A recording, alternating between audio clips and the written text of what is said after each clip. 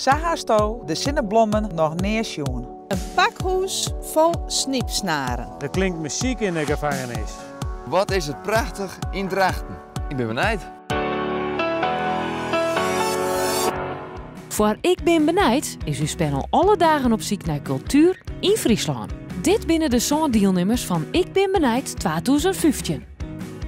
Ik ben de hardtop van Ik Ben Benijd. Nou, ik ben Klaas en ik kom uit Staveren. Mijn naam is Hans en ik doe morgen aan Ik Ben Benijd. Mijn naam is Gerard en ik werk als systeembeheerder in een zwaringstelling. Dat weet je.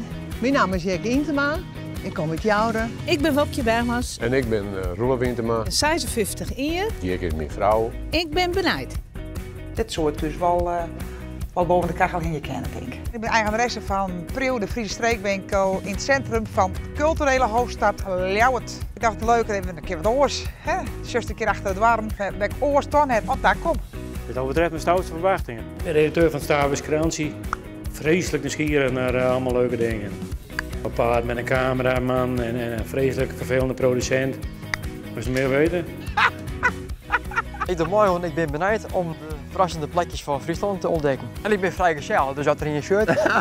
Ik ben benijd. Ik vond het heel leuk om je net te zien. Kerst het haast net jongen. Het is perfect dat de schepping dan is. Ik heel verrassend. Ik denk we hebben van, goh, ik dat toch?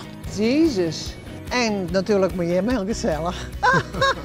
Dus wij hebben zo bekend van. Ik ben Hikke en Tijn in Holwert. Ik hou van een Friese cultuur, taal, muziek, landschap. En eigenlijk hou ik van alles van Friesland. Oh, de witte. En de witte over de blauwe. De witte over de blauwe. Oh, ik leer dit nooit.